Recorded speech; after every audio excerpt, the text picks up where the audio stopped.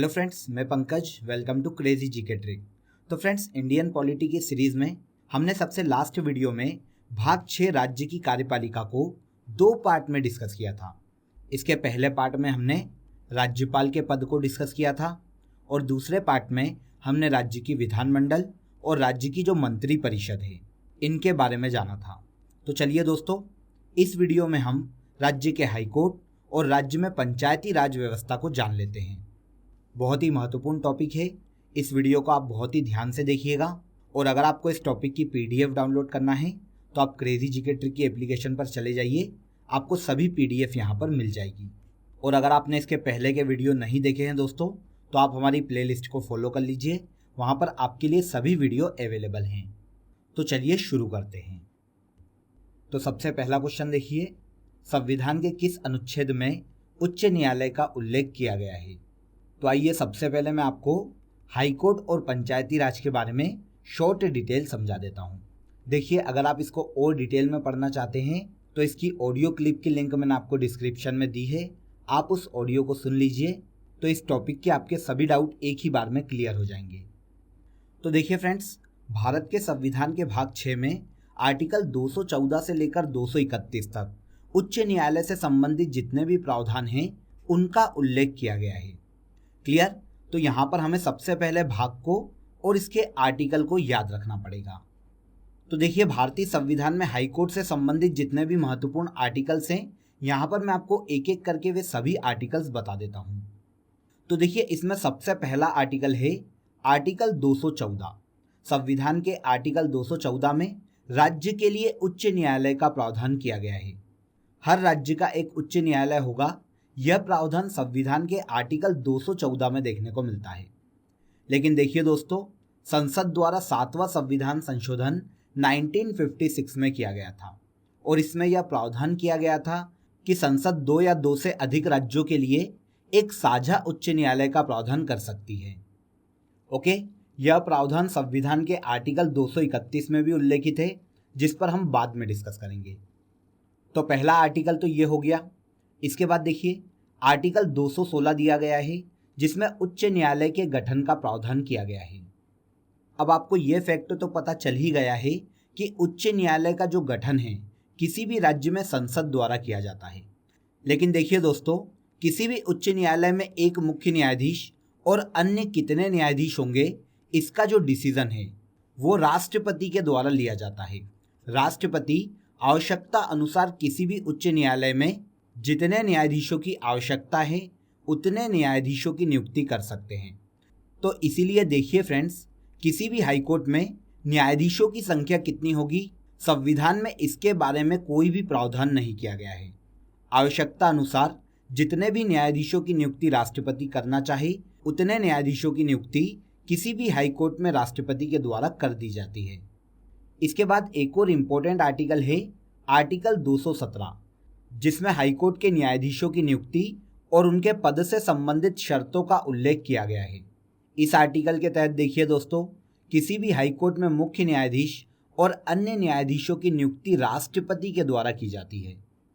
देखिए, यहाँ पर नियुक्ति भी राष्ट्रपति करता है और अगर हाईकोर्ट के किसी जज को अपने पद से इस्तीफा देना है तो वो अपना इस्तीफा भी राष्ट्रपति को सौंपकर अपना पद छोड़ सकते हैं और उन्हें अपने पद से भी राष्ट्रपति के द्वारा हटाया जा सकता है।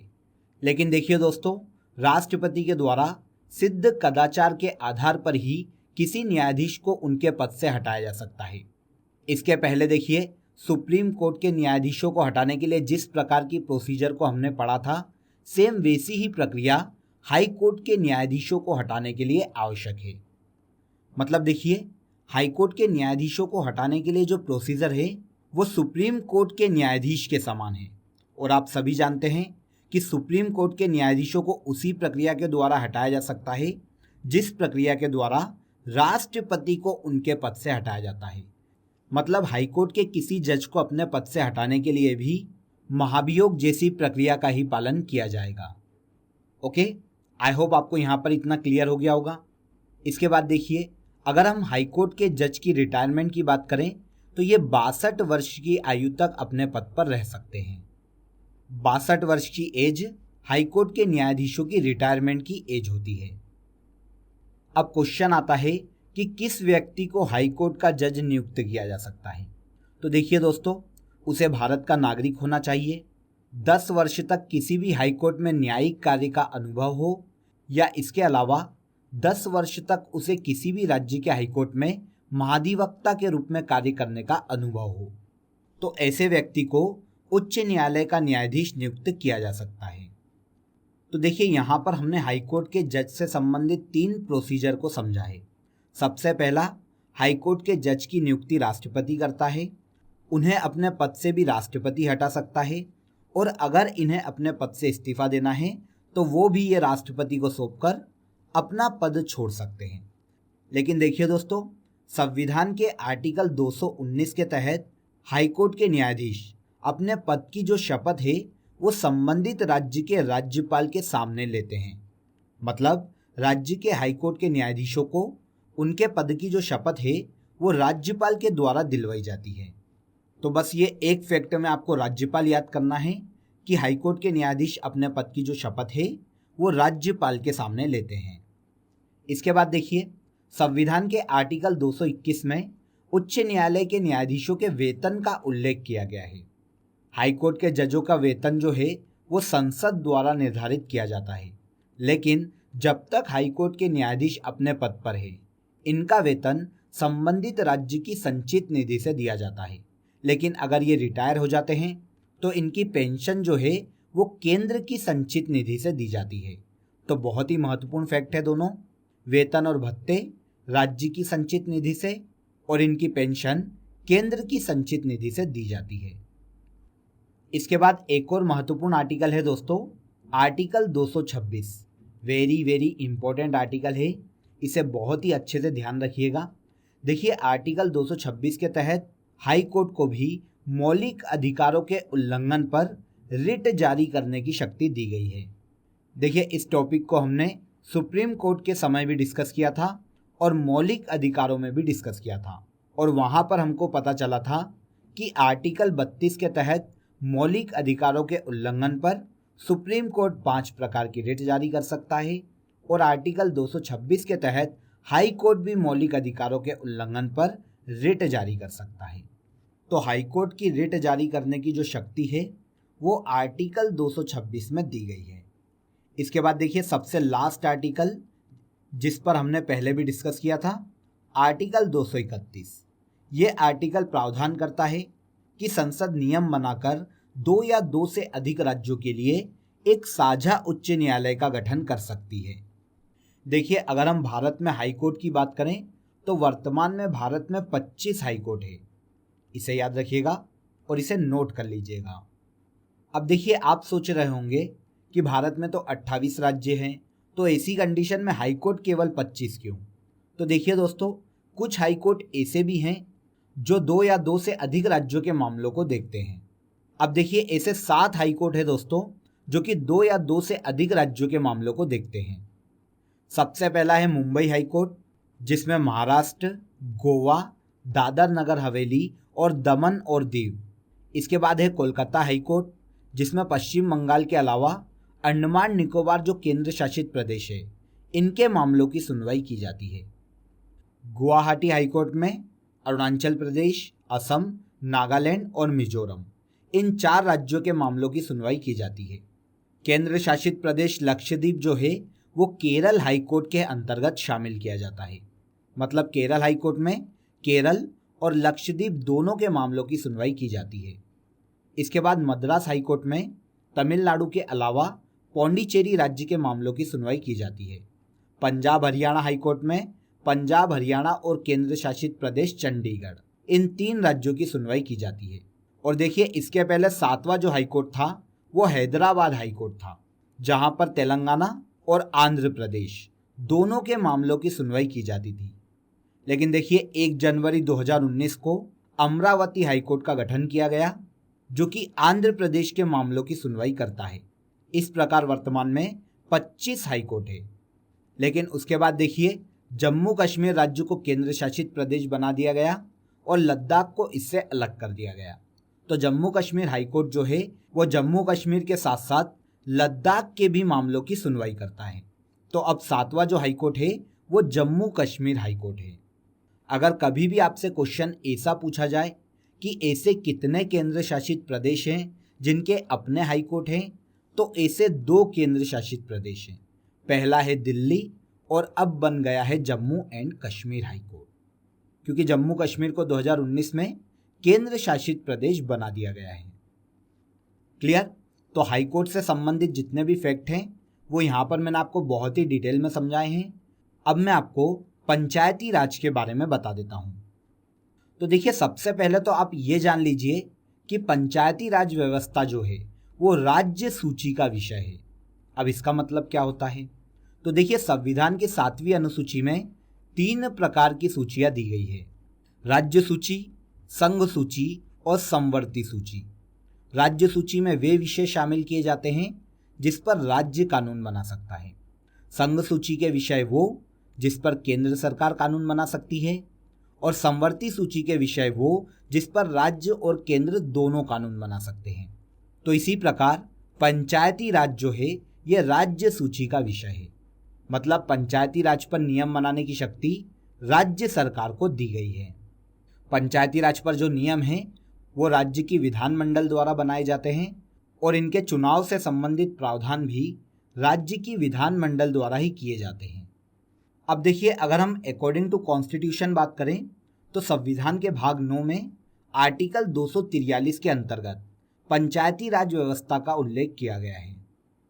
अगर आपसे कभी पूछा जाए कि पंचायती राज व्यवस्था को संविधान में किस संविधान संशोधन के तहत शामिल किया गया, तो देखिए वो संविधान संशोधन है 73वां संविधान संशोधन, जो कि 1992 में किया गया था। इस संविधान संशोधन के तहत भारत के संविधान में 11वीं अनुसूची जोड़ी गई थी। 73वां संविधान संशोधन 1992 में किया गया था, जो कि 24 अप्रैल 1993 को देश में लागू किया गया। इसीलिए 24 अप्रैल को देश में पंचायती राज दिवस के रूप में मनाया जाता है। क्लियर? तो याद रखिएगा, बहुत ही महत्वपूर्ण फैक्ट है और किसी भी एग्जाम में बहुत ज़्यादा पूछा जाने वाला फैक्ट है। अगर आपको पंचायती राज से एग्जाम में क्वेश्चन आता है तो सबसे पहले यही फैक्ट पूछा जाता है कि पंचायती राज को भारतीय संविधान में किस संविधान संशोधन के तहत जोड़ा गया। तो याद रखिएगा, वो संविधान संशोधन है 73वां संविधान संशोधन, और इसके तहत दोस्तों संविधान में 11वीं अनुसूची को जोड़ा गया था। अब देखिए, आपके दिमाग में क्वेश्चन आ रहा होगा कि क्या पंचायती राज इसके पहले भारतीय संविधान में नहीं था? तो देखिए, इस संविधान संशोधन के लागू होने से पहले भी पंचायती राज व्यवस्था जो है वो संविधान के आर्टिकल 40 में दी गई थी, जिसके तहत ग्राम पंचायत के गठन का प्रावधान किया गया था। लेकिन आप सभी जानते हैं कि आर्टिकल 40 जो है वो नीति निर्देशक तत्वों का भाग है, और राज्य के नीति निर्देशक तत्व जो हैं वो संविधान में ऐसे हैं जिनको लागू करना या न करना राज्य की इच्छा पर छोड़ दिया गया है। तो ऐसी कंडीशन में देखिए, पंचायती राज को फोर्सफुली लागू नहीं किया जा सकता था। इसीलिए 73वें संविधान संशोधन के तहत इसे 11वीं अनुसूची में ऐड किया गया और राज्यों के लिए इसे लागू करना बाध्यकारी कर दिया गया। देखिए, भारत में सबसे पहले पंचायती राज व्यवस्था जो है वो बलवंत राय मेहता समिति की सिफारिश पर भारत में लागू की गई थी। भारत में बलवंत राय मेहता समिति 1956 में गठित की गई थी, जिसने अपनी रिपोर्ट 1957 में भारत सरकार को सौंपी, और इस रिपोर्ट के आधार पर 1 अप्रैल 1958 में, याद रखिएगा 1 अप्रैल 1958 को इसे भारत में लागू कर दिया गया।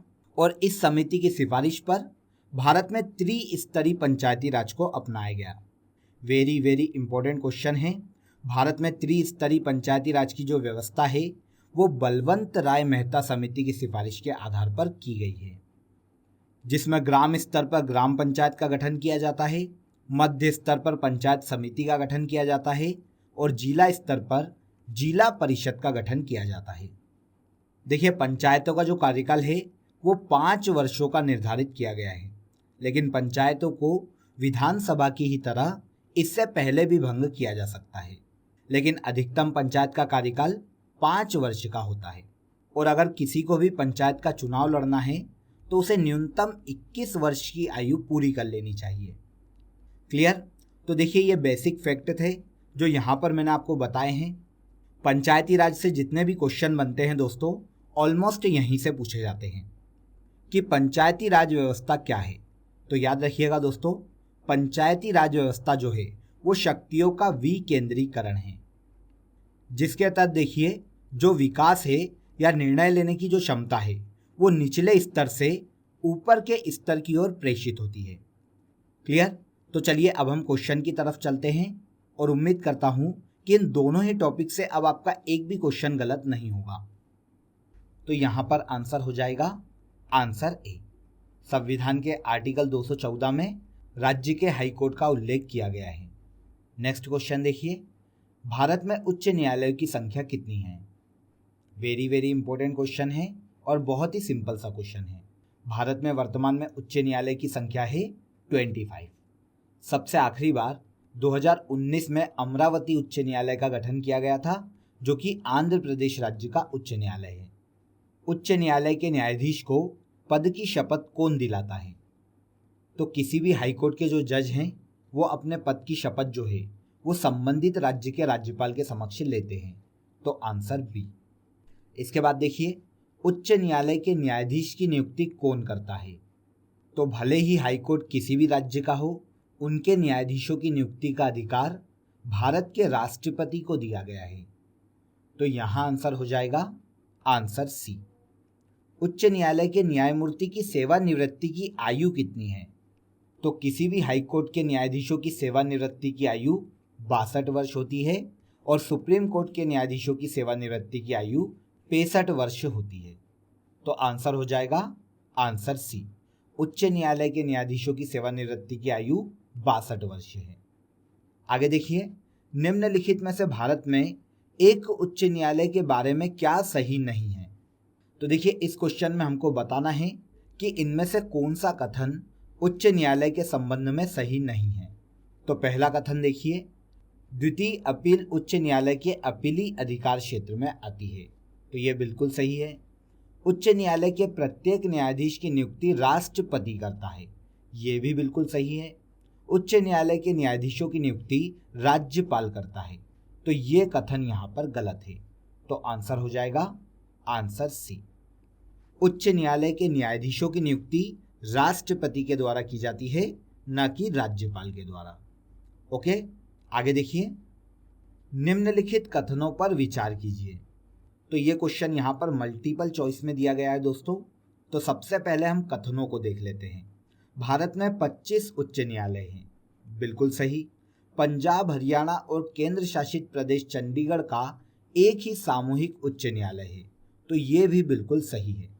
राष्ट्रीय राजधानी क्षेत्र दिल्ली का स्वयं का उच्च न्यायालय है।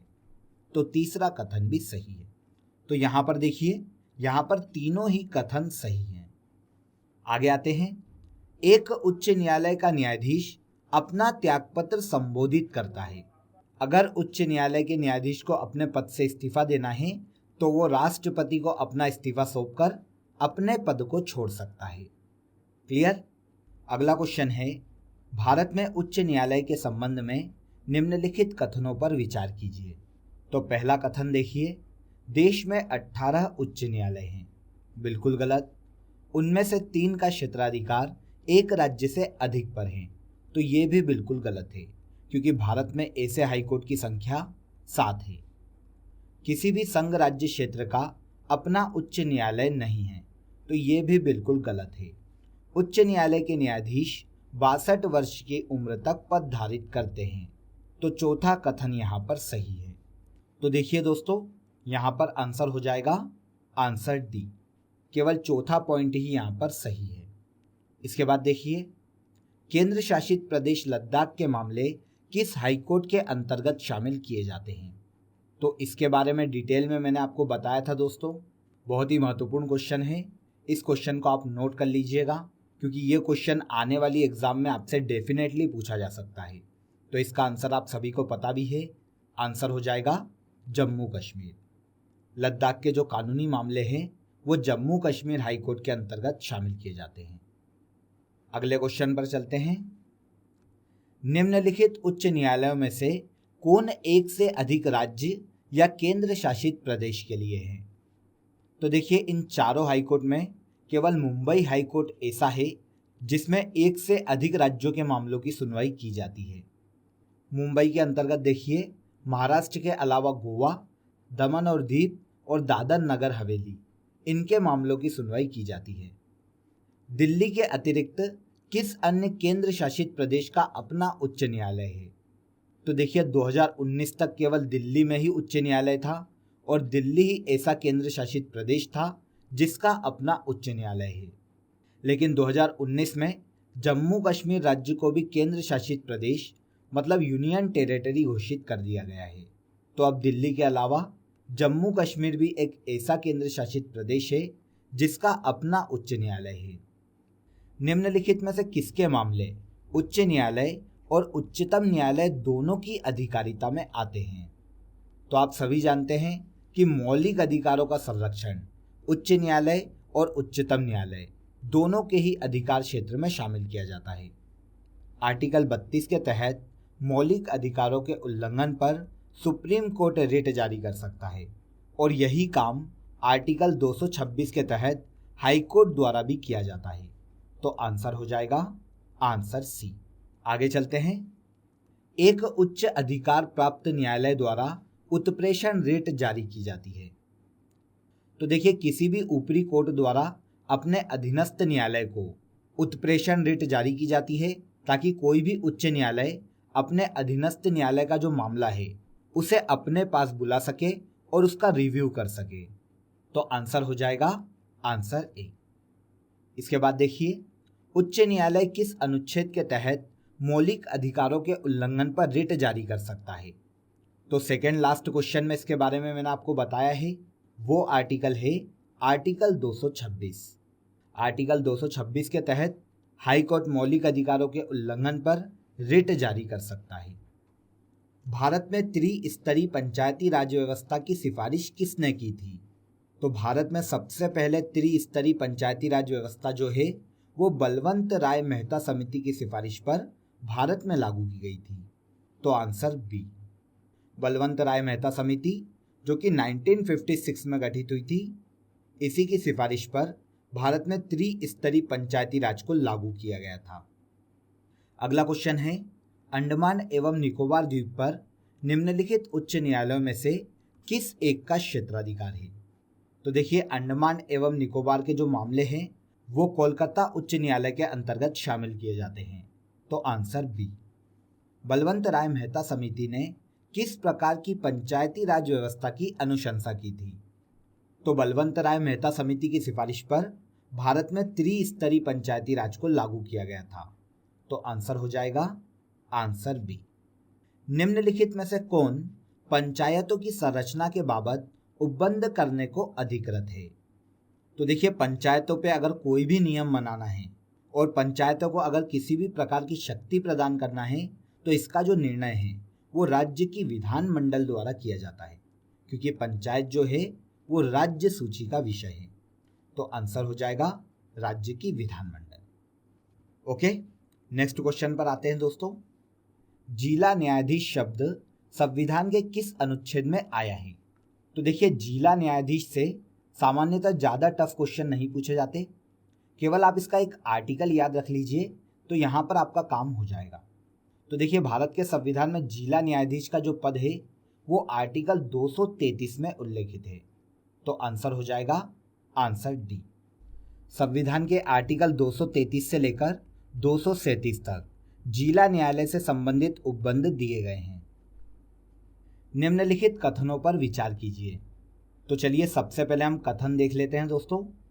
भारत में उच्च न्यायालय के न्यायाधीश को हटाने के लिए रीति उच्चतम न्यायालय के न्यायाधीशों को हटाने की रीति के समान है। बिल्कुल सही। उच्च न्यायालय का कोई स्थायी न्यायाधीश अपने पद से सेवानिवृत्ति के पश्चात भारत में किसी भी न्यायालय या किसी भी प्राधिकार के समक्ष अभिवचन नहीं कर सकता। तो सेकंड कथन यहाँ पर गलत है। तो आंसर हो जाएगा आंसर ए। केवल कथन एक ही यहाँ पर सही है। अगला क्वेश्चन देखिए, निम्नलिखित में से कौन सी एक याचिका अधीनस्थ न्यायालय की कार्य पद्धति का परीक्षण करती है? तो देखिए जब मैंने आपको सुप्रीम कोर्ट पढ़ाया था और जब मैंने आपको मौलिक अधिकार पढ़ाए थे तो सभी रीटों के बारे में डिटेल में बताया था। तो वो रीट कौन सी है दोस्तों? वो है उत्प्रेषण। अगर आपने इन वीडियो को नहीं देखा है दोस्तों तो आप प्लेलिस्ट में जाकर इन वीडियो को एक बार देख लीजिए। पंचायत के चुनाव करवाने हेतु निर्णय किसके द्वारा लिया जाता है? वेरी सिंपल क्वेश्चन है। पंचायतों के चुनाव से संबंधित निर्णय भी राज्य की विधानमंडल के द्वारा ही लिया जाता है। तो यहाँ पर हमें ऑप्शन में राज्य सरकार मेंशन किया गया है। तो आंसर बी, राज्य सरकार ही पंचायतों के चुनाव से संबंधित निर्णय लेती है। नेक्स्ट क्वेश्चन देखिए, संविधान के किस भाग में पंचायती राज व्यवस्था का उल्लेख है? तो वो भाग कौन सा है दोस्तों? वो है भाग 9। भारत के संविधान के भाग 9 में पंचायती राज व्यवस्था का उल्लेख किया गया है। इस क्वेश्चन को आप नोट कर लीजिएगा, बहुत ही महत्वपूर्ण क्वेश्चन है और एग्जाम में काफी बार ये क्वेश्चन पूछा गया है। इसके बाद आगे चलते हैं। निम्नलिखित में से भारत का कौन सा संशोधन पंचायती राज व्यवस्था को संवैधानिक दर्जा प्रदान करता है? तो देखिए, पंचायती राज व्यवस्था को संवैधानिक दर्जा प्रदान करने के लिए 73वां संवैधानिक संशोधन 1992 में किया गया था। तो आंसर हो जाएगा आंसर सी।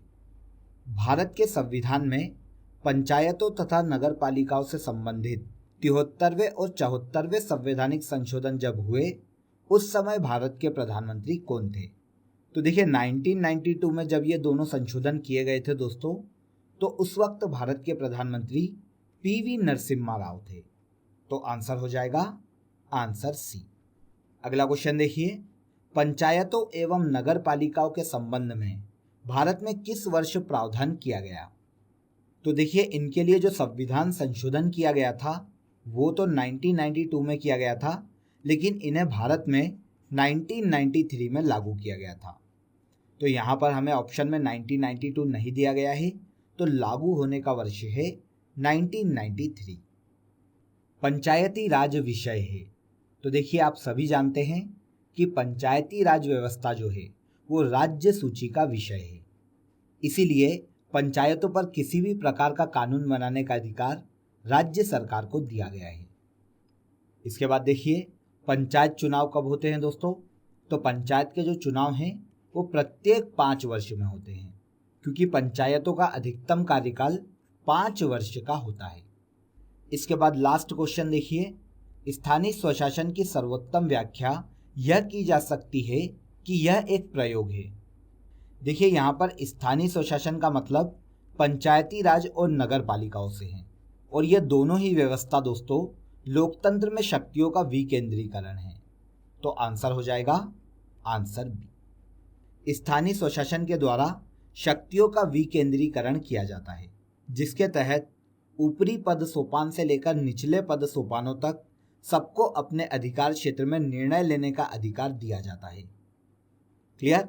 तो फ्रेंड्स, ये थे पंचायती राज और उच्च न्यायालय से संबंधित ऐसे क्वेश्चन जो कि एग्जाम में बार बार रिपीट होते हैं और लगभग सभी एग्जाम में पूछे जाते हैं। अगर आपको ये वीडियो पसंद आया हो तो वीडियो को लाइक करें, शेयर करें और हमारे चैनल को सब्सक्राइब जरूर कर लें। आपसे फिर मुलाकात होगी नेक्स्ट वीडियो में। बने रहिए हमारे साथ। जय हिंद।